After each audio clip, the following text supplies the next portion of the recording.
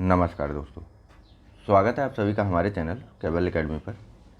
देखिए, हमारा ये घटना चक्र पूर्वालोकन 2021 का डिस्कशन चल रहा था, जिसमें हम बात कर रहे थे प्राचीन भारत के बारे में, जहाँ पर हमारी बात हो रही थी बौद्ध धर्म से संबंधित, और इसके 90 प्रश्नों को हमने कंप्लीट कर लिया था। आज के लेक्चर की शुरुआत हम इसके आगे से यानी कि प्रश्न संख्या 91 से करेंगे। तो चलिए शुरू करते हैं। शुरुआत करने से पहले जो है बता दूं आपको कि थोड़ी सी तबीयत जो है वह ख़राब हो गई थी, कुछ ज़्यादा ही। कूलर वगैरह बंद करके आप लोगों को पढ़ाना पड़ता है और पंखा जो है वो काफ़ी कम हो जाता है, तो गर्मी की स्थिति आप लोग देख ही रहे थे उधर भी कितनी ज़्यादा बढ़ गई थी। तो कोई बात नहीं, फ़िलहाल अभी सब कुछ सही है। आइए चलिए शुरुआत करते हैं और बात करते हैं प्रश्न संख्या 91 की। शुरू करने से पहले वही पुरानी बात कि चैनल को लाइक, सब्सक्राइब और अन्य मित्रों के साथ शेयर करना मत भूलिएगा। चलिए बात करते हैं क्वेश्चन नंबर 91 की, जहाँ पूछा जा रहा है कि भारत के सांस्कृतिक इतिहास के संदर्भ में निम्नलिखित युग्मों पर विचार कीजिए। पहला, परिव्राजक, परित्यागी व भ्रमणकारी। दूसरा, श्रमण, उच्च पद प्राप्त पुजारी। तीसरा, उपासक, बौद्ध धर्म का साधारण अनुगामी। उपर्युक्त युग्मों में से आपको बताना है कि कौन सा सही सुमेलित है। ऑप्शन है ए केवल 1 और 2, बी केवल 1 और 3, सी केवल 2 और 3, या फिर डी 1, 2 और 3। चलिए, इसका जो सही आंसर है वह है ऑप्शन नंबर बी, केवल 1 और 3 सही सुमेलित है। परिव्राजक वो होता है जो परित्यागी या फिर जो भ्रमणकारी होता है, और श्रमण उसको बोलते हैं जो भिक्षु या साधु रहता है। इसके अलावा उपासक जो है उसको बोला जाता था बौद्ध धर्म का जो साधारण अनुगामी या फिर मानने वाला होता था। देखिए, परित्यागी व भ्रमणकारी को जो बोला जाता था वो बोला जाता था परिव्राजक। भिक्षु या साधु को बौद्ध धर्म में श्रमण बोला जाता है, और उपासक बौद्ध धर्म में उसको बोला जाता है जो कि सामान्य बौद्ध धर्म का अनुगामी होता है। जो आम लोग होते हैं और वह बौद्ध धर्म को मानते हैं उनको अनुगामी बोला जाता है। ठीक है, कन्फ्यूजन मत रखिएगा किसी भी प्रकार का। सॉरी। नेक्स्ट बात करते हैं अगले प्रश्न की। देखिए, निश्चिंत रहिए, पूरी की पूरी सीरीज जो है आपकी अगले 6 से 7 दिनों में कंप्लीट हो जाएगी, प्राचीन इतिहास और मध्यकाल की। ठीक है, चलिए नेक्स्ट प्रश्न देखते हैं, जहाँ पूछा जा रहा है कि निम्नलिखित में से कौन से शासक ने बौद्ध मत के विस्तार में योगदान नहीं दिया। ए हर्षवर्धन, बी कनिष्क, सी अशोक, या फिर डी पुष्यमित्र शुंग। चलिए, इसका जो सही आंसर है वह है option number D, Pushyamitra Shunga ने किसी भी प्रकार से बौद्ध मत में योगदान नहीं दिया था। इवन इसके द्वारा जो है बुद्ध लोगों पर आक्रमण भी कई प्रकार के, उनको कई प्रकार से सताया भी गया था। देखिए, अशोक, कनिष्क और हर्षवर्धन ने बौद्ध धर्म के विकास में अपना योगदान दिया था, जबकि जो शुंग शासक के संस्थापक थे शुंग वंश के पुष्यमित्र शुंग, उन्होंने मगध साम्राज्य पर अधिकार जमाने के बाद उसकी एक तरफ तो यवन आक्रमणों से रक्षा की थी, और दूसरी तरफ देश में शांति एवं व्यवस्था की स्थापना करके वैदिक धर्म एवं आदर्शों की पुनः प्रतिष्ठा की थी। ठीक है, वैदिक धर्म एवं आदर्शों की पुनः प्रतिष्ठा करने वाला कौन था? तो शुंग वंश का संस्थापक पुष्यमित्र शुंग था, और इसके द्वारा मगध साम्राज्य की यवन आक्रमणों से रक्षा भी की गई थी। ठीक है, फिलहाल इसके बारे में भी आगे और चर्चा होगी जब हम बात करेंगे 6ठी सदी ईसा पूर्व राजनीतिक स्थितियों के बारे में और इसके आगे के चैप्टर्स के बारे में। ठीक है, तो फिलहाल हम लोग यहाँ बुद्ध धर्म के बारे में बात कर रहे हैं, इसी पे कंसंट्रेट रहते हैं। देखिए, इसके यानी कि पुष्यमित्र शुंग के काल को वैदिक प्रक्रिया का काल या फिर पुनर्जागरण का काल भी कहा जाता है। ध्यान रखिएगा शब्दों पर। नेक्स्ट बात करते हैं अगले प्रश्न की, जो कि कथन और कारण के रूप में है। यहाँ कथन है ये है कि कुशीनगर मल्ल गणराज्य की राजधानी थी, और कारण आर बताया जा रहा है कि महात्मा बुद्ध का महापरिनिर्वाण कुशीनगर में हुआ था। कूट है ए, दोनों ए और आर सही हैं और आर ए की सही व्याख्या है। बी, दोनों ए और आर सही हैं परंतु आर ए की सही व्याख्या नहीं है। सी, ए सही परंतु आर गलत है, और डी, ए गलत परंतु आर सही है।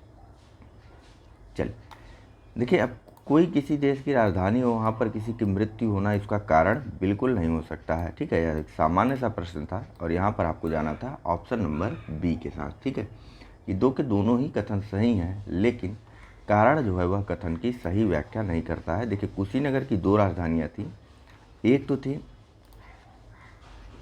पावा और दूसरा था कुशीनारा। ठीक है, मल्ल गणराज्य की 2 राजधानियाँ थी, एक तो था पावा या पटरौना और दूसरा कुशीनारा या फिर कसाया। ठीक है, चलिए, महात्मा बुद्ध को जो वहाँ परिनिर्वाण प्राप्त हुआ वह कुशीनारा या फिर कुशीनगर में प्राप्त हुआ था।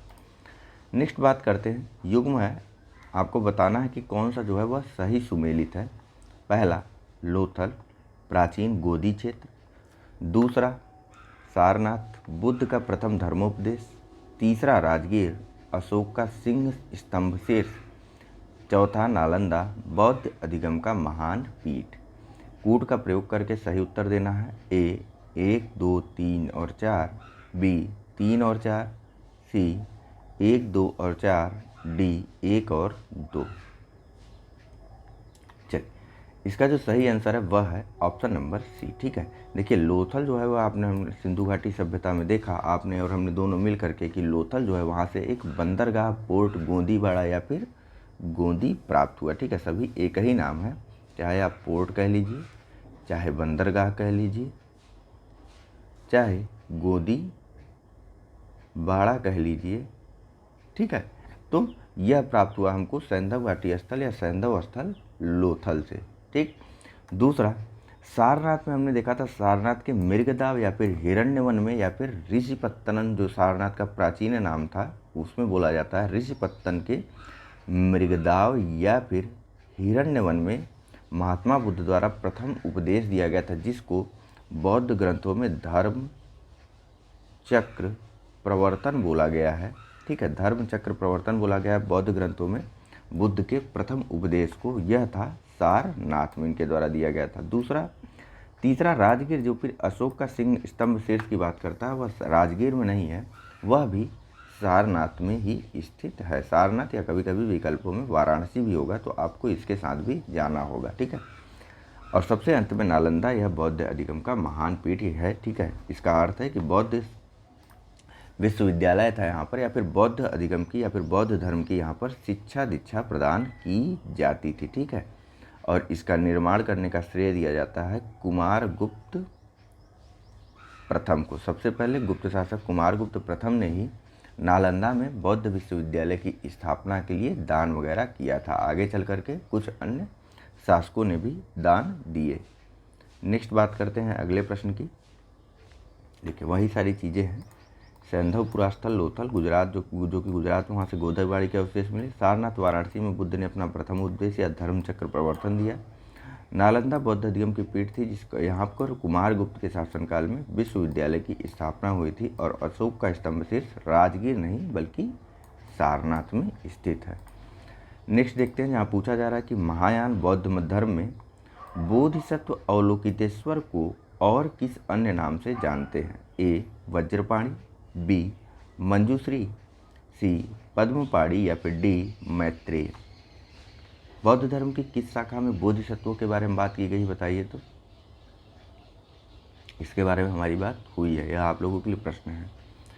चलिए, इसका जो सही आंसर है वह है ऑप्शन नंबर सी। ठीक है, अवलोकितेश्वर को पद्मपाणी के उपनाम से भी जाना जाता है। ठीक है, देखिए बौद्ध दर्शन में माना गया है कि जो बोधिसत्वों में अवलोकितेश्वर जी हैं वो जो है काफ़ी महान है, या फिर उनकी काफ़ी ज़्यादा महिमा मंडन किया गया है। ठीक है, देखिए ऐसा माना जाता है कि जो भी बोधिसत्व है वह तब तक बुद्ध नहीं बनेंगे जब तक कि सभी मनुष्यों को निर्वाण या मोक्ष प्राप्त नहीं हो जाता है। ठीक है, बौद्ध धर्म पर यह जो है हिंदू धर्म का प्रभाव यहाँ से हमको देखने को मिलता है। और अवलोकितेश्वर जो है वह नारायण या पद्मपाणी विष्णु का भी एक नाम है। ठीक है, ध्यान दीजिएगा, नारायण या पद्मपाणी जो है वह विष्णु का भी एक नाम है, चाहे वह अवलोकितेश्वर हो, नारायण हो या पद्मपाणी हो।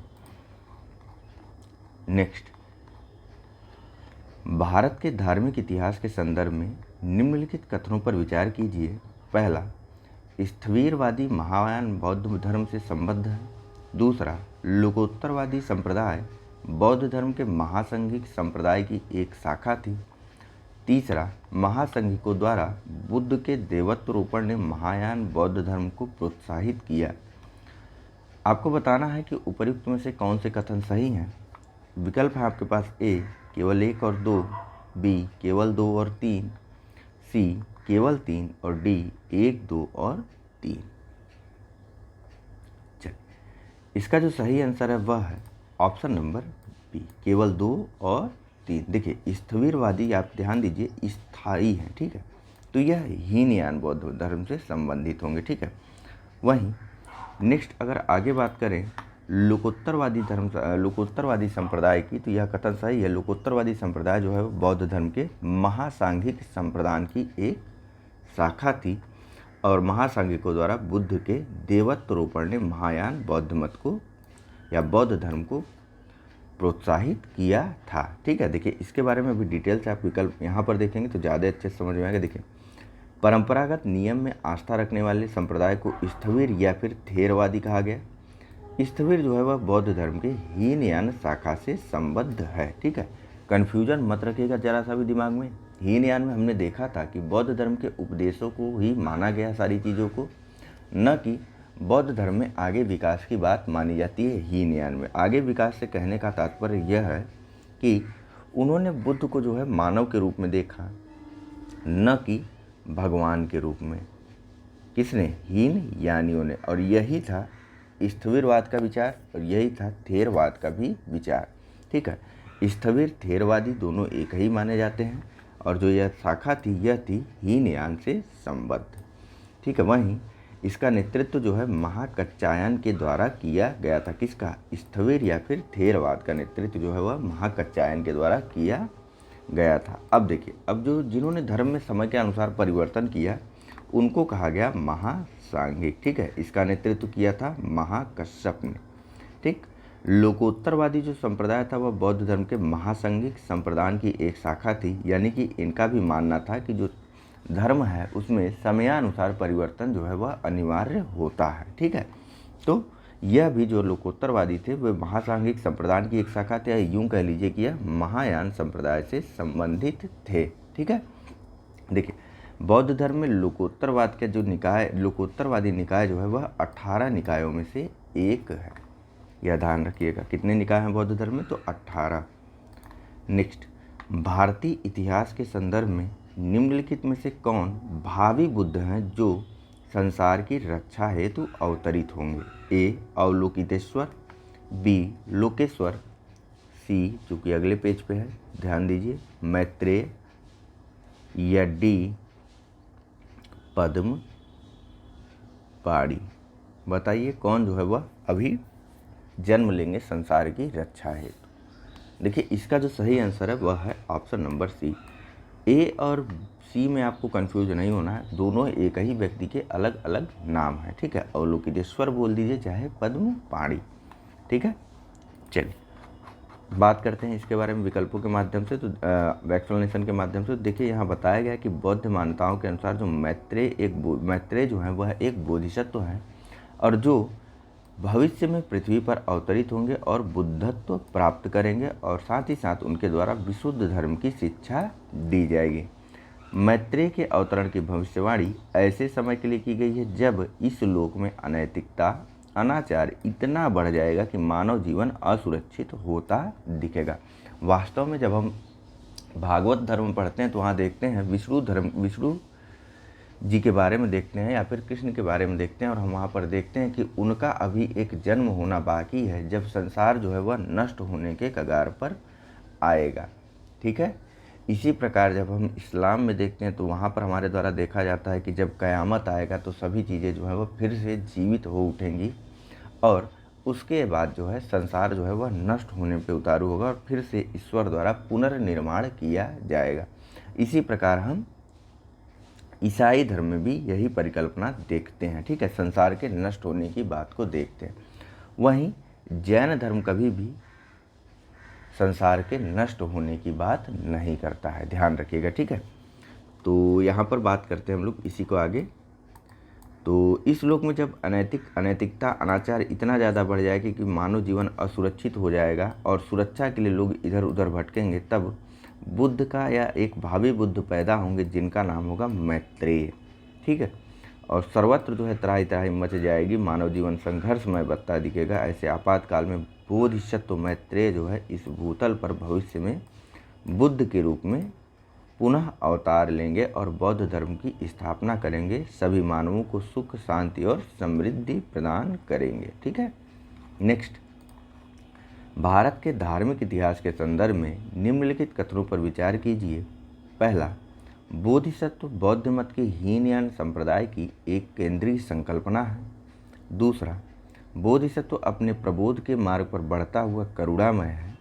तीसरा, बोधिसत्व समस्त सचेतन प्राणियों को उनके प्रबोध के मार्ग पर चलने में सहायता करने के लिए स्वयं की निर्वाण प्राप्ति विलंबित करता है।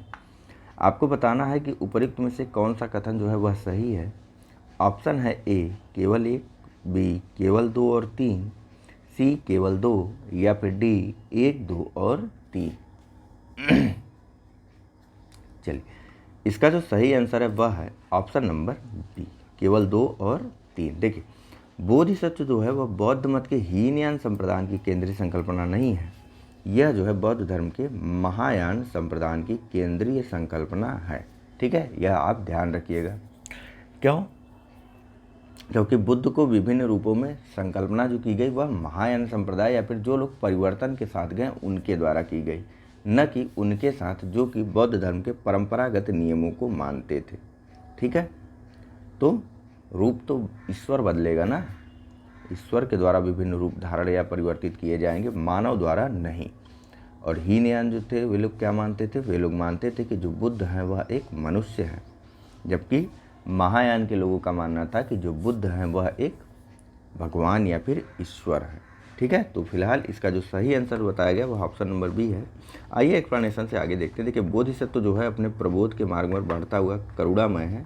इन सब के बारे में यहाँ पर बात की गई है। देखिए, बौद्ध धर्म में बोधिसत्व सत्व के प्रबुद्ध को कहते हैं। ठीक है, या फिर शिक्षा दिए हुए को कहते हैं। जो शिक्षित हैं उनको बोला जाता है बोधिसत्व। ठीक है, पारंपरिक रूप से महान दया से प्रेरित बोधिसत्व जनित सभी संवेदनशील प्राणियों के लाभ के लिए सहज इच्छा से बुद्धत्व को प्राप्त करने वाले को बोधिसत्व माना जाता है। ठीक है, और साथ ही साथ जो 10 पारमिताओं का पूर्ण पालन करते हैं वह भी बोधिसत्व कहलाते हैं। और बोधिसत्वों के जीवन की पराकाष्ठा जो है या फिर जीवन का जो अंतिम लक्ष्य है वह है बुद्ध बनना। लेकिन इन्होंने अपने आप को बुद्ध बनने से रोका हुआ है तब तक जब तक कि यह सभी मनुष्यों को निर्वाण प्राप्त नहीं करवा देते हैं। ठीक है, इसके बारे में अभी हमने जस्ट ऊपर पढ़ा था। ठीक, तो और देखिए नेक्स्ट, बोधिसत्व का अंतिम जो लक्ष्य है बौद्ध धर्म का वह है मानव समाज के दुखों का अंत। बौद्ध धर्म में 4 आर्य सत्य हैं। पहला है दुख, दूसरा है दुख समुदय, तीसरा दुख निरोध और चौथा दुख निरोध का मार्ग। अभी इनके बारे में आगे प्रश्न में बात होगी, निश्चिंत रहिए। और इनसे निपटने के लिए बौद्ध धर्म में अष्टांगिक मार्ग बताया गया है और बताया गया है कि आप अष्टांगिक मार्गों के अनुसरण करते हुए जीवन को अज्ञानता और दुख से मुक्त कर निर्वाण प्राप्त कर सकते हैं। ठीक है, नेक्स्ट, बौद्ध धर्म में दुख का कारण क्या माना गया है? अज्ञानता को। ठीक है, बोधिसत्व पद्मपाणि का चित्र सर्वाधिक प्रसिद्ध और प्रायः चित्रित चित्रकारी है जो ए अजंता में है, बी बादामी में है, सी बाघ में है या फिर डी एलोरा में है। चलिए, इसका जो सही आंसर है वह है ऑप्शन नंबर ए। ठीक है, बोधिसत्व पद्मपाणि का चित्र जो है वह कहाँ पर है? अजंता में। अजंता की गुफा संख्या 1 की बोधिसत्व पद्मपाणि का चित्र जो है वह अजंता चित्रकला की श्रेष्ठ कलाकृतियों में से एक है। इसे 6वीं शताब्दी ईस्वी के अंत में बनाया गया था। चित्र में बोधिसत्व पद्मपाणि जो है उनकी राजसी शैली में पूरी चित्र बनी हुई है। ठीक है, राजसी शैली में नीलम जड़ित मुकुट पहना हुआ है उन्होंने बोधिसत्व पद्मपाणि ने। उनके लंबे और काले मनोहकारी बाल हैं। रमणीय रीति से अलंकृत यह आकृति आदम कद से भी बड़ी है, यानी कि मनुष्य की आकृति से भी बड़ी है। और इनके दाहिने हाथ कुछ रुके हुए तथा कमल के पुष्प को पकड़े हुए। ध्यान दीजिएगा, मैं फिर से रिपीट कर रहा हूँ इन सब सारी चीज़ों की, उस चित्र की विशेषताओं को, क्योंकि प्रश्नों में सीधे सीधे यह विशेषताएं देकर के आपसे पूछ लिया जाता है कि बुद्ध की ऐसी चित्रकारी कहाँ पर है। कभी कभी प्रश्न में यह नहीं देता है कि बोधिसत्व पद्मपाणि का चित्र कहाँ पर है। इस प्रकार का वर्णन करके चित्र के संबंध में आपसे प्रश्न पूछा जाता है। तो ध्यान दीजिए कि बोधिसत्व पद्मपाणि का जो चित्र अजंता में है उसने जो है राजसी शैली पहनी हुई है, नीलम जड़ित एक मुकुट पहना हुआ है, उसके बाल लंबे और काले और साथ ही साथ एक तरफ झुके हुए हैं। और साथ ही साथ वह जो आकृति है वह आदम कद यानी कि मनुष्य के सामान्य आकार से बड़ी है।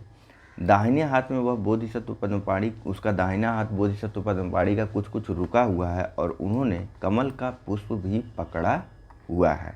ठीक है, नेक्स्ट बात करते हैं अगले प्रश्न की, जहाँ पूछा जा रहा है कि हीनयान अवस्था का विशालतम एवं सर्वाधिक विकसित शैलकृत चैत्यगृह स्थित है। ए पीतलखोरा में, बी जुन्नार में, सी कारले में या फिर डी बेडसा में। चलिए देखिए, हीनयान स्थविरवादी या फिर थेरवादी संप्रदाय का जो विशालतम और सर्वाधिक विकसित शैलकृत है वह शैलकृत या चैत्यगृह है वह है कारले में। और कारले कहाँ है? तो कारले है महाराष्ट्र के पुणे के मावल तालुका में। ठीक है, महाराष्ट्र के पुणे के मावल तालुका में कारले चैत्य गृह या फिर कारले की गुफाएं हैं, जहाँ पर हीनयान बौद्ध मत से संबंधित विभिन्न आकृतियां या शैलकृत बने हुए हैं। ठीक है, नेक्स्ट, निम्न में से किस शैलकृत गुफा में 11 सिरों के बोधिसत्व का अंकन मिलता है? ए अजंता, बी एलोरा, सी कन्हेरी या फिर डी कारले। चलिए, इसका जो सही आंसर है वह है ऑप्शन नंबर सी। ठीक है, महाराष्ट्र के संजय गांधी राष्ट्रीय उद्यान परिसर में स्थित कन्हेरी की गुफाओं में आपको 11 सिलों वाले बोधिसत्व का अंकन देखने को या फिर उनका चित्र देखने को मिलता है। ठीक है, और यह कहाँ पर है? तो सालसेती द्वीप। कहाँ पर है सालसेती द्वीप? मुंबई को बोला जाता है। ठीक है, सालसेट या फिर सालसेती हिंदी में लिखते हैं। ठीक है, चलिए, इसके बारे में सारी बात हो चुकी। देखिए यहाँ पर थोड़ा सा देख लीजिए किस गुफा में, तो यह याद करना वैसे ज़रूरी नहीं, लेकिन चूंकि आप लोग का ध्यान वहीं जा रहा होगा, मैं पढ़ देता हूँ। देखिए, प्राचीन अभिलेखों में कन्हेरी को कान्हा शैली, कृष्णगिरी या कान्हागिरी के नाम से उल्लेखित किया गया है। कन्हेरी में एक ही पहाड़ी में सर्वाधिक संख्या में गुफाओं का निर्माण, बौद्ध गुफाओं का निर्माण हुआ है। इन गुफाओं का निर्माण पहली शताब्दी ईसा पूर्व में किया गया है और ये 11वीं शताब्दी ईस्वी तक इस्तेमाल में रही थी। यहाँ की गुफा संख्या 41 में, जो कि पहले गुफा संख्या 23 नंबर जिसको बोला जाता था, उसमें अवलोकितेश्वर की एक रोचक मूर्ति स्थित है जिसकी 4 भुजाएं और 11 मुख है और अपनी किस्म की भारत में यह एकमात्र मूर्ति है। इस प्रकार के रूप की उपासना जो है चीनी तुर्किस्तान, कंबोडिया और जापान में 7वीं और 8वीं सदी में लोकप्रिय हुआ करती थी। ठीक है, चलिए नेक्स्ट बात करते हैं अगले प्रश्न के बारे में, जहां पूछा जा रहा है कि प्रथम शताब्दी ईस्वी में किस भारतीय बौद्ध भिक्षुक को चीन भेजा गया था? ए असंग, बी अश्वघोष, सी वसुमित्र या फिर डी नागार्जुन। चलिए, इसका जो सही आंसर है वह है ऑप्शन नंबर डी। ठीक है, प्रथम शताब्दी ईस्वी में नागार्जुन को भेजा गया था चीन। ठीक है, नागार्जुन कौन थे? तो नागार्जुन कनिष्क के दरबार के रहने वाले एक महान बौद्ध धर्म विशेषज्ञ थे। ठीक है, इनके द्वारा जो है माध्यमिक कारिका की रचना की गई थी, जिसमें इन्होंने सापेक्षता के सिद्धांत को प्रस्तुत किया था। इसी सापेक्षता के सिद्धांत को शून्यवाद भी कहा जाता है। तो शून्यवाद के प्रवर्तक कौन हुए? नागार्जुन, जो कि कनिष्क के दरबार के एक महान विभूति थे। ठीक है, इनके द्वारा चीन की यात्रा भी की गई थी। नेक्स्ट, शून्यता के सिद्धांत का सर्वप्रथम प्रतिपादन करने वाले बौद्ध दार्शनिक का नाम है? ए नागार्जुन, बी नागसेन, सी आनंद या फिर डी अश्वघोष। तो जाहिर सी बात है, इसका जो सही आंसर है वह है ऑप्शन नंबर ए। ठीक है, देखिए, नागार्जुन द्वारा जो है वह माध्यमिक या फिर शून्यवाद का प्रवर्तन किया गया था और यह इनकी प्रसिद्ध जो रचना है वह है माध्यमिक कारिका। इसको सापेक्षवाद भी कहा जाता है। ठीक है, शून्यवाद, सापेक्षवाद या फिर माध्यमिक, तीनों एक ही है, जिसके प्रवर्तक हैं नागार्जुन। ठीक है, चलिए, इसका मानना था कि प्रत्येक वस्तु किसी न किसी कारण से उत्पन्न हुई है और वह उन पर निर्भर है, और यही जो है वह प्रतीत्य समुत्पाद भी है। ठीक है, किसका प्रतीत्य समुत्पाद? गौतम बुद्ध का प्रतीत्य समुत्पाद का नियम यही है कि प्रत्येक वस्तु जो है वह किसी न किसी कारण से उत्पन्न हुई है और वह दूसरी वस्तुएं जो है वह उस पर निर्भर है, या फिर जो कारण है वह वस्तु उस कारण पर निर्भर करती है। ठीक है, इसी का विस्तार किया गया था नागार्जुन के द्वारा, जिसको शून्यता या फिर शून्यवाद या फिर सापेक्षवाद कहा गया। नेक्स्ट, नागार्जुन किस बौद्ध संप्रदाय के थे? ए सौतांत्रिक, बी वैभाषिक, सी माध्यमिक या फिर डी योगाचार।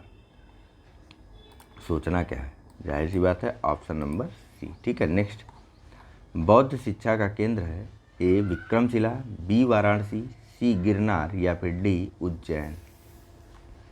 चलिए, इसका जो सही आंसर है वह है ऑप्शन नंबर ए। ठीक है। बौद्ध शिक्षा का जो केंद्र था वह था विक्रमशिला। देखिए, प्राचीन काल में बौद्ध शिक्षा के 3 प्रमुख केंद्र थे। एक तो था नालंदा, दूसरा था वल्लभी और तीसरा था विक्रमशिला। नालंदा कहाँ पर है? तो यह आधुनिक बिहार के आधुनिक पटना से लगभग 40 मिनट दूर स्थित बड़गांव नामक गांव के समीप स्थित है। नालंदा जो है वह महायान बौद्ध धर्म की शिक्षा का प्रमुख केंद्र था। अब बात करें बौद्ध धर्म के दूसरे शिक्षा केंद्र के बारे में, जो कि वल्लभी में था। वह जो है वल्लभी जो है वह गुजरात के काठियावाड़ क्षेत्र में आधुनिक वल नामक स्थान पर स्थित था। और यह जो है यानी कि वल्लभी जो है वह हीनयान बौद्ध धर्म की शिक्षा का प्रमुख केंद्र था। ध्यान दीजिएगा, नालंदा जो है वह महायान बौद्ध धर्म का प्रमुख शिक्षा केंद्र था और वल्लभी जो है वह हीनयान बौद्ध धर्म की शिक्षा का प्रमुख केंद्र था। ठीक है। नेक्स्ट, विक्रमशिला, यह जो है यह भी आधुनिक बिहार के भागलपुर जिले में पत्थरघाट नामक पहाड़ी पर स्थित था। विक्रमशिला महाविहार की स्थापना जो है पाल नरेश धर्मपाल के द्वारा की गई थी। ठीक है। नेक्स्ट, बात करते हैं अगले प्रश्न के बारे में। ठीक है, जहाँ पूछा जा रहा है कि वल्लभी विश्वविद्यालय स्थित था ए बिहार में, बी उत्तर प्रदेश, सी बंगाल या फिर डी गुजरात। तो जाहिर सी बात है option number D Gujarat. Vallabhi जो कि हीनयान संप्रदाय का प्रमुख शिक्षा केंद्र था। नालंदा विश्वविद्यालय की स्थापना का युग है ए मौर्य, बी कुषाण, सी गुप्त या फिर डी पाल। जाहिर सी बात है कुमारगुप्त प्रथम ने इसके लिए सर्वप्रथम जो है दान वगैरह दिया था, तो यह किस काल से संबंधित होगा? यह संबंधित होगा गुप्त काल से। ठीक है। देखिए, यह किस संप्रदाय से या किस बौद्ध धर्म की किस शाखा की शिक्षा दी जाती थी नालंदा में? महायान शाखा की। ठीक है। 5वीं शताब्दी के मध्य में गुप्तों के समय में नालंदा विश्वविद्यालय अस्तित्व में आया। सर्वप्रथम कुमारगुप्त प्रथम ने नालंदा बौद्ध विहार को दान दिया। बाद में बुद्धगुप्त, तथागत गुप्त और बालादित्य गुप्त नामक शासकों ने भी इस महाविहार को दान दिए थे। नेक्स्ट, नालंदा विश्वविद्यालय के संस्थापक कौन थे? ए चंद्रगुप्त विक्रमादित्य, बी कुमारगुप्त, सी धर्मपाल या फिर डी पुष्यगुप्त। तो जाहिर सी बात है सही आंसर ऑप्शन नंबर बी। ठीक है। देखिए, वेनसांग ने बताया था कि नालंदा विश्वविद्यालय की स्थापना जो है वह शक्रादित्य ने की थी, जिसे बौद्ध धर्म में त्रिरत्नों के प्रति महती श्रद्धा के कारण इसकी स्थापना करवाई थी। किसने? शक्रादित्य ने। बौद्ध धर्म के त्रिरत्न कौन कौन से थे? तो बुद्ध, धम्म और संघ, यह बौद्ध धर्म के 3 रत्न हैं। ठीक है। शक्रादित्य की पहचान कुमारगुप्त प्रथम से की जाती है और इसकी प्रसिद्ध उपाधि जो शक्रादित्य कुमारगुप्त प्रथम की थी वह थी महेंद्रादित्य। बात करते हैं अगले प्रश्न के बारे में, जहां पूछा जा रहा है कि नालंदा विश्वविद्यालय किस लिए प्रसिद्ध था? तो जाहिर सी बात है बौद्ध धर्म या बौद्ध धर्म दर्शन की शिक्षा के लिए यह नालंदा विश्वविद्यालय प्रसिद्ध था। ठीक है। यानी कि इसका जो सही आंसर है वह है ऑप्शन नंबर सी।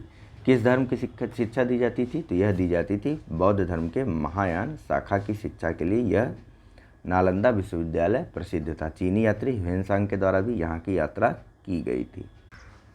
चलिए, नेक्स्ट प्रश्न देखते हैं, जो कि कथन और कारण के रूप में दिया हुआ है, जिसमें कथन ए है कि 12वीं शताब्दी के अंत तक नालंदा महाविहार का पतन हो गया। कारण आ रहा है कि महाविहार को राजकीय प्रश्रय मिलना बंद हो गया था। आपको बताना है कि उपर्युक्त कथनों के संदर्भ में निम्नलिखित में से कौन सा सही है। ऑप्शन है ए, दोनों ए और आर सही हैं और आर ए की सही व्याख्या करता है। बी, दोनों ए और आर सही हैं परंतु आर ए की सही व्याख्या नहीं करता है। सी, ए सही परंतु आर गलत है। और डी, ए गलत परंतु आर सही है। चलिए, इसका जो सही आंसर है वह है ऑप्शन नंबर ए। ठीक है। कथन और कारण दोनों ही सही हैं और कारण कथन की बिल्कुल सही और स्पष्ट व्याख्या करता है। आगे हमने पिछले प्रश्नों में देखा भी था कि जो शुंग वंश का संस्थापक था पुष्यमित्र शुंग, उसके द्वारा जो है वैदिक धर्मों की पुनः स्थापना की गई थी वैदिक धर्म की, और साथ ही साथ उसके काल को वैदिक पुनर्जागरण का काल भी कहा गया था। ठीक है, शुंग शासक पुष्यमित्र शुंग के शासन काल को। और हमने देखा कि उसने बौद्ध धर्म का राजकीय प्रश्रय समाप्त कर दिया था, और साथ ही साथ इस धर्म के अवनयन या फिर अवनति हेतु उसके द्वारा भी प्रयास किए गए थे। ठीक है, और आगे चल कर के इस विभिन्न शासकों द्वारा जो है वह नालंदा विहार को नष्ट करने का प्रयास भी किया गया था। आइए फिलहाल इस एक्सप्लेनेशन को देखते और समझते हैं। देखिए, नालंदा जो कि महायान बौद्ध मत की पीठ थी और एक विश्वविद्यालय था, यह दक्षिण बिहार के राजगृह में स्थित था। ठीक है, यह राजगृह या राजगीर के निकट स्थित था। 5वीं सदी के मध्य तक जो है गुप्तों के समय में नालंदा स्थित विश्वविद्यालय अस्तित्व में आया। 6ठी शताब्दी में भारत में तंत्रवाद का विकास होता है। पाल शासक धर्मपाल ने विक्रमशिला विश्वविद्यालय की स्थापना की। आगे से पाल शासकों ने तंत्रवाद की शिक्षा पर केंद्रित विक्रमशिला को अधिक महत्व दिया था और नालंदा उपेक्षित होने लगा था। 12वीं शताब्दी के अंत तक नालंदा का क्रमिक पतन होता रहा और सबसे अंत में आते आते इख्तियारुद्दीन बख्तियार खिलजी के द्वारा जो है नालंदा महाविहार को अंतिम रूप से जला करके नष्ट कर दिया गया था। ठीक है, नेक्स्ट, नव नालंदा महाविहार किसके लिए विख्यात है? ए, ह्वेनसांग स्मारक, बी, महावीर का जन्म स्थान, सी, पाली अनुसंधान संस्थान, या फिर डी, संग्रहालय। चलिए, इसका जो सही आंसर है वह है ऑप्शन नंबर सी। ठीक है, नव नालंदा महाविहार जिसकी स्थापना जो है बिहार सरकार के द्वारा वर्ष 1951 में की गई थी, वह फिलहाल बौद्ध एवं पाली अनुसंधान के लिए प्रचलित अथवा प्रसिद्ध है। ठीक है, यहाँ पर बड़ी संख्या में श्रीलंका, जापान, कोरिया, तिब्बत, भूटान आदि देशों से विद्यार्थी आते हैं और वह पाली और बौद्ध धर्म का अनुसंधान या फिर उन पर अनुसंधान करते हैं। नेक्स्ट, निम्नलिखित में से कौन से बौद्ध धर्म और जैन धर्म दोनों में समान रूप से विद्यमान थे? पहला, तप और भोग की अति का परिहार, दूसरा, वेद प्रमाण के प्रति अनास्था, तीसरा, कर्मकांडों की फलवत्ता का निषेध, चौथा, प्राणियों की हिंसा का निषेध यानी कि अहिंसा। नीचे कूट का प्रयोग करते हुए सही उत्तर देना है आपको। कूट है ए, 1 2 3 4, बी, 2 3 4, सी, 1 3 और 4, डी, 1 और 2। चलिए, इसका जो सही आंसर है वह है ऑप्शन नंबर डी कह रहा हूँ, ऑप्शन नंबर बी। ठीक है, 2 3 और 4 बौद्ध और जैन धर्म दोनों में समान रूप से विद्यमान थे, लेकिन तप और भोग की अति का परिहार जो है यह केवल और केवल बुद्ध धर्म में किया गया था, न कि जैन धर्म में। ठीक है, जैन धर्म में तप और भोग की अति पर पराकाष्ठा की बात की जाती है। ठीक है, देखिए, जैन धर्म में जो है तप और भोग की अति का परिहार और मध्यम मार्ग का अनुसरण केवल बौद्ध धर्म में किया गया है, जैन धर्म में नहीं। जबकि वेदों की प्रमाणता के प्रति अनास्था, कर्मकांडों की फलवत्ता का निषेध, प्राणियों की हिंसा का निषेध दोनों ही धर्मों में किया गया है। ठीक है, जैन धर्म जो है वह तप की पराकाष्ठा की बात करता है और भोग को पूरी तरीके से समाप्त कर देने की बात करता है। इसके बारे में हम जब जैन धर्म देखेंगे तब देखेंगे, जो कि हमारा इसके बाद का तुरंत का टॉपिक है। ठीक है, जैन धर्म तो यहाँ तक करता है कि मृत्यु को भी तप के द्वारा प्राप्त करने की बात करता है, वो जो संलेखना या फिर संथारा की जो प्रथा है। नेक्स्ट, प्राचीन भारतीय इतिहास के संदर्भ में निम्नलिखित में से कौन से बौद्ध धर्म और जैन धर्म दोनों में समान रूप से विद्यमान थे? पहला, तप और भोग की अति का परिहार, दूसरा, वेद प्रमाण के प्रति अनास्था, तीसरा, कर्मकांडों की फलवत्ता का निषेध। कूट के आधार पर सही उत्तर चुनिए। ए, केवल 1, बी, केवल 2 और 3, सी, केवल 1 और 3, या फिर डी, 1 2 और 3। चलिए, इसका जो सही आंसर है वह है ऑप्शन नंबर बी। अभी अभी हमने ऊपर देखा इनके बारे में। नेक्स्ट, निम्नलिखित में से कौन सी बात बौद्ध धर्म तथा जैन धर्म में समान नहीं है? ए, अहिंसा, बी, वेदों के प्रति उदासीनता, सी, आत्मदमन, या डी, रीति रिवाजों की अस्वीकृति। बताइए, इसका जो सही आंसर है वह है ऑप्शन नंबर सी, आत्मदमन। ठीक है, अभी अभी आपको बताया गया कि जैन धर्म जो है वह संथारा, संलेखना, इन सब चीज़ों की भी बात करता है आत्मदमन के लिए, जबकि बौद्ध धर्म जो है वह मध्यम मार्ग की बात करता है। नेक्स्ट, भगवान बुद्ध ने निम्नलिखित 4 आर्य सत्यों का प्रतिपादन किया। नीचे दिए गए कूट का प्रयोग कर इनको सही क्रम में रखिए। ए दुख है, दुख समुदय यानी कि दुख का निरोध है। सी दुख निरोध का मार्ग है। और डी दुख का कारण है। कूट का प्रयोग करते हुए आपको इनको सही क्रम में रखना है। ऑप्शन है A D B C, B A D C B, C A C B D, या फिर D A B D C. चलिए, इसका जो सही आंसर है वह है ऑप्शन नंबर बी। ठीक है, दुख है, दुख का समुदय यानी कि कारण है, और दुख का निरोध है यानी कि ऑप्शन नंबर बी। और सबसे अंत में दुख निरोध गामिनी प्रतिपदा यानी कि दुख निरोध का मार्ग क्या है यह बताया गया। ठीक है, पहले तो तकलीफ है, तकलीफ का कोई न कोई कारण होगा और उस कारण का निवारण भी है, यह भी इन्होंने कहा। और उसके बाद उस तकलीफ के निवारण का मार्ग कैसा है यह भी इनके द्वारा बताया गया। ठीक है, मार्ग कौन सा था, तो वही अष्टांगिक मार्ग। ठीक है, चलिए देखिए, संबोधि में गौतम बुद्ध ने प्रतीत्य समुत्पाद के संबोधि में गौतम बुद्ध को प्रतीत्य समुत्पाद के सिद्धांत का बोध हुआ, और इस प्रतीत्य समुत्पाद को ही कार्य कारण का सिद्धांत भी कहते हैं। ठीक है, कार्य कारण सिद्धांत को उन्होंने संपूर्ण जगत पर लागू कर दिया, और सर्वप्रथम उनके द्वारा जिन 4 आर्य सत्यों का उपदेश दिया गया था वह इस प्रकार है कि दुख, संसार में सर्वत्र दुख है, जीवन दुखों एवं कष्टों से पूर्ण है। दुख समुदय यानी कि दुख का कारण, प्रत्येक वस्तु का कोई न कोई कारण अवश्य होता है, अतः दुख का भी कारण है। और फिर बताइए, दुख का निरोध मतलब उसका उपाय भी है। दुख का अंत संभव है। अब अंत किस प्रकार से संभव है, यानी कि दुख निरोध गामिनी प्रतिपदा या फिर दुख निरोध का मार्ग। दुख का मूल जो है वह अविद्या के विनाश के, दुख के मूल अविद्या के विनाश का उपाय अष्टांगिक कारण है। यानी कि बौद्ध धर्म में दुख का मूल किसे बताया गया है, अविद्या या फिर अज्ञानता को, और इसका उपाय जो है वह क्या बताया गया है, अष्टांगिक मार्ग। ठीक है, नेक्स्ट, बौद्ध तथा जैन दोनों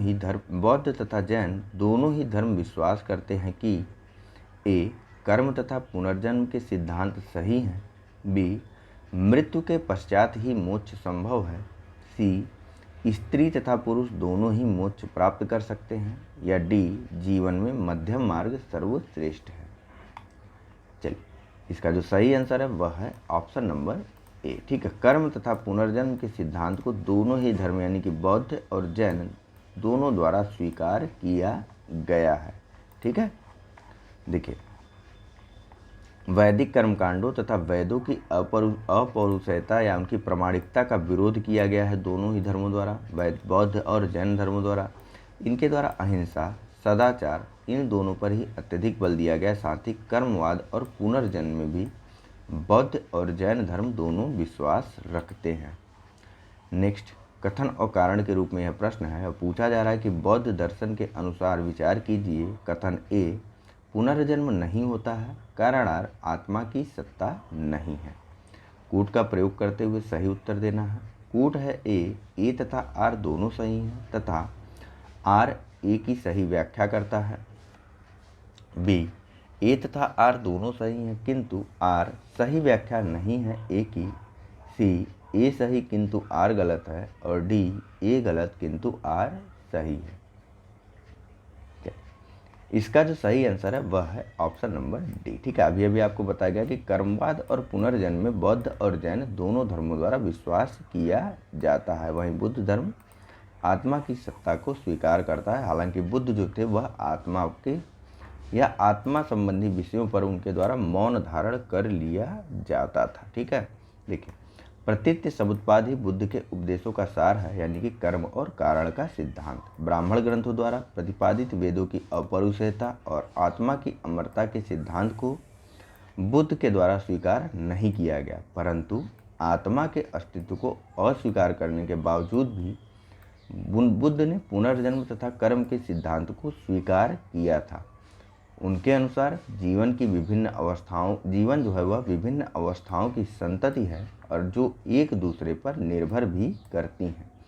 किसी अवस्था की उत्पत्ति उसकी पूर्ववर्ती अवस्था से स्पष्ट होती है या पूर्ववर्ती अवस्था से होती है। प्रतीत्य समुद्पाद कर्म और कारण का सिद्धांत यही कहता है कि किसी अवस्था की उत्पत्ति जो है वह उसकी पूर्ववर्ती अवस्था से उत्पन्न होती है। यानी आप पढ़ेंगे तो आपका सिलेक्शन होगा। तो कहा यह जा रहा है यहाँ पर कि सिलेक्शन तभी होगा जब आप पढ़ेंगे। अवस्था की उत्पत्ति उसकी पूर्ववर्ती अवस्था से होती है। ठीक है, नेक्स्ट बात करते हैं अगले प्रश्न के बारे में। ठीक है, जीवन में बुद्धत्व लाइए। बौद्ध धर्म के विषय में कौन सा कथन सही है? पहला, उसने वर्ण एवं जाति को अस्वीकार नहीं किया। दूसरा, उसने ब्राह्मण वर्ग की सर्वोच्च सामाजिक कोटि को चुनौती दी। तीसरा, उसने कुछ एक शिल्पों को माना। कूट का प्रयोग करते हुए सही उत्तर देना है। कूट है ए 1 तथा 2, बी 2 तथा 3, सी 1, 2 और 3, डी उपयुक्त में से कोई नहीं। चलिए, इसका जो सही आंसर है वह है ऑप्शन नंबर सी। ठीक है, सभी के सभी तीनों कथन जो है वह सही हैं। बुद्ध के द्वारा वर्ण एवं जाति व्यवस्था को अस्वीकार किया गया था। वहीं इन्होंने, जाहिर सी बात है, 6ठी शताब्दी ईसा पूर्व में सभी प्रकार से या सभी धर्मों में ब्राह्मण वर्गों की, जो सभी धर्मों की बात कर रहा हूँ, जो हिंदू धर्म था उसमें ब्राह्मण वर्ग जो है वह सर्वोच्च सामाजिक कोटि पर स्थित था।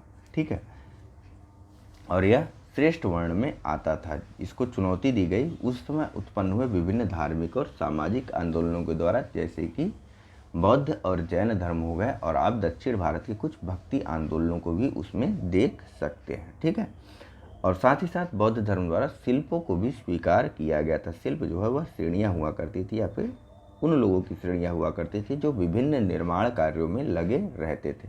फिलहाल यहाँ पर कुछ खास एक्सप्लेनेशन नहीं है। नेक्स्ट, बौद्ध धर्म के विस्तार के कारणों में सम्मिलित थे। ए, पहला, धर्म की सादगी। दूसरा, दलितों के लिए विशेष अपील। तीसरा, धर्म की मिशनरी भावना। चौथा, स्थानीय भाषा का प्रयोग। और पांचवा, दार्शनिकों द्वारा वैदिक भावना की सुदृढ़ता। आपको नीचे कूट का प्रयोग करते हुए सही उत्तर देना है। कूट है ए 1, 2 और 3, बी 2, 3 और 4, सी 1, 2, 3 और 4, डी 2, 3, 4 और 5। चलिए, इसका जो सही आंसर है वह है ऑप्शन नंबर सी। ठीक है, 1, 2, 3 और 4। जब यह वैदिक भावना को स्वीकार कर लेगा तो बुद्ध अलग से धर्म रहेगा कहाँ। इसलिए इनके द्वारा जो है वैदिक धर्मों का, इनके दार्शनिकों द्वारा जो है वैदिक धर्मों को और वेदों की अपरिशेषता या फिर श्रेष्ठता को अस्वीकार किया गया था। श्रेष्ठता या सत्यता को अस्वीकार किया गया था किसके द्वारा? तो 6ठी शताब्दी में आए हुए विभिन्न आंदोलन, धार्मिक आंदोलनों के द्वारा जो है वेदों की सत्यता को अस्वीकार किया गया था। ठीक है, विभिन्न में केवल बुद्ध और जैन ही आएंगे, बाकियों के बारे में भी हम जब बात करेंगे तो आपको बताया जाएगा। ठीक है, चलिए बात करते हैं अगले प्रश्न के बारे में, जहां पूछा जा रहा है कि आरंभिक मध्ययुगीन समय में बौद्ध धर्म का पतन किस कारण से शुरू हुआ। पहला, उस समय तक बुद्ध विष्णु के अवतार समझे जाने लगे और वैष्णव धर्म का हिस्सा बन गए। दूसरा, अंतिम गुप्त राजा के समय तक आक्रमण करने वाले मध्य एशिया की जनजातियों ने हिंदू धर्म को अपनाया और बौद्धों को सताया। तीसरा, गुप्त वंश के राजाओं ने बौद्ध धर्म का पुरजोर विरोध किया। आपको बताना है कि उपर्युक्त में से कौन से कथन सही हैं।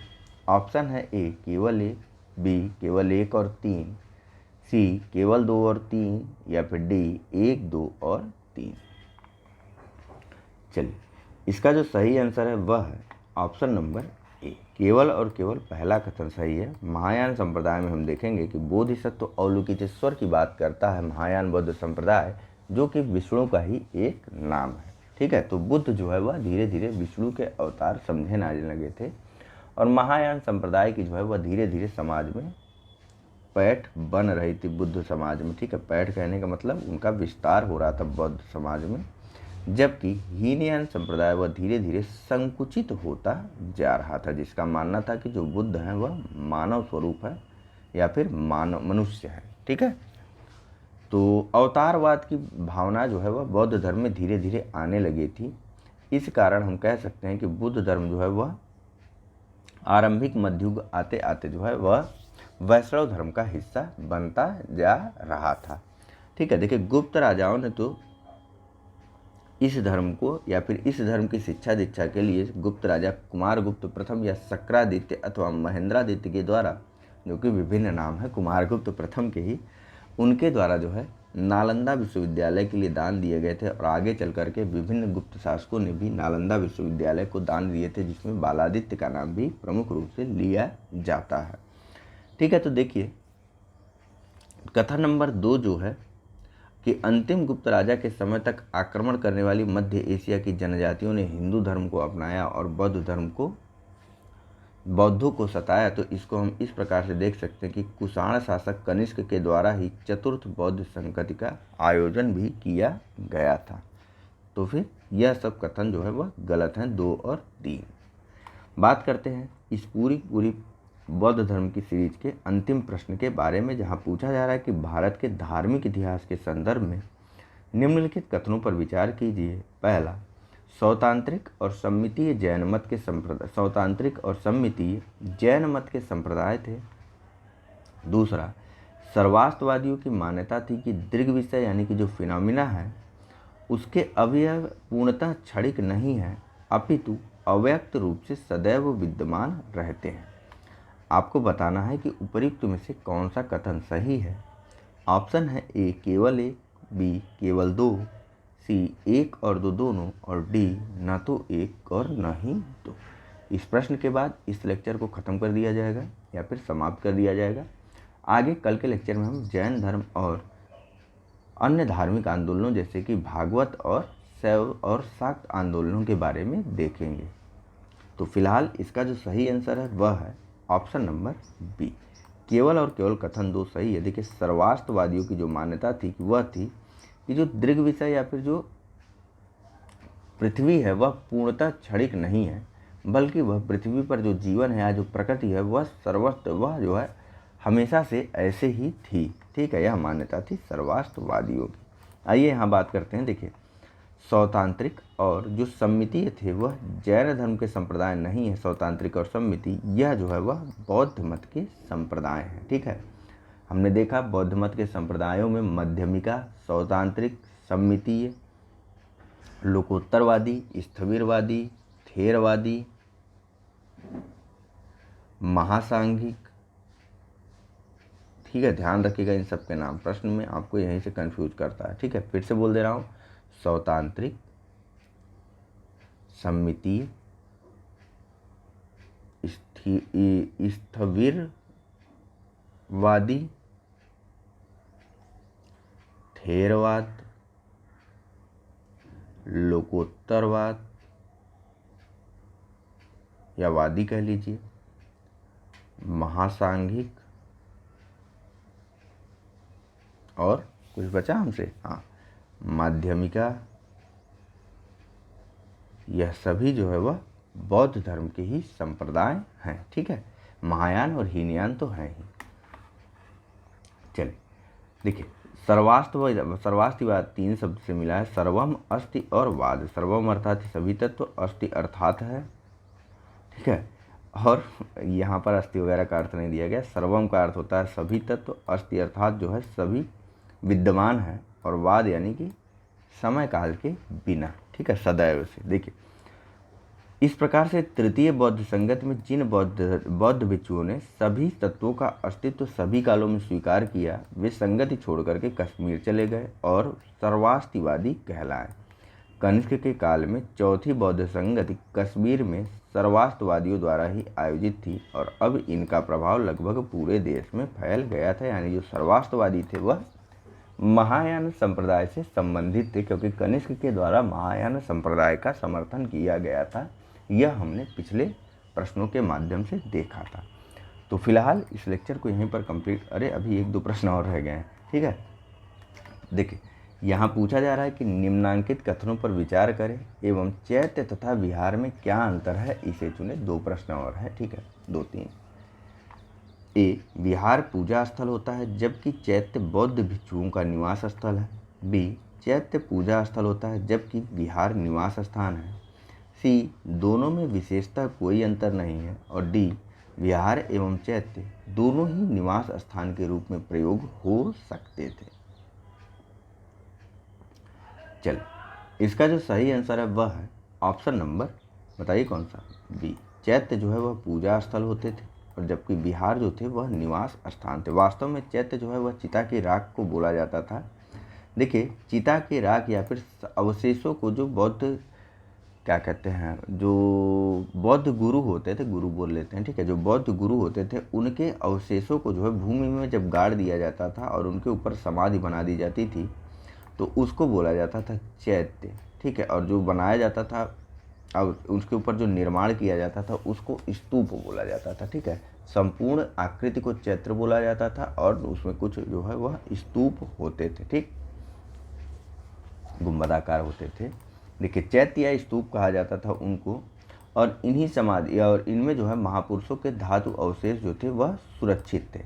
चैत्य चूँकि उपासना के केंद्र थे और इन्हीं के आसपास जो लोग रहते थे, यानी कि कालांतर में बौद्धों ने इन्हीं उपासना केंद्रों के आसपास अपने आवास बना लिए और इन्हीं आवासों को विहार कहा गया। तो चैत्य गृहों के समीप स्थित भिक्षुओं के रहने वाले आवास को विहार कहा जाता था और जो चैत्य थे वह महापुरुषों के धातु अवशेष को अपने आप में सुरक्षित रखते थे या स्वयं के अंदर सुरक्षित रखते थे, इसलिए वह पूजनीय थे, बौद्ध धर्म में पूजनीय हैं और उनको क्या कहा जाता है, चैत्य कहा जाता है, ठीक है।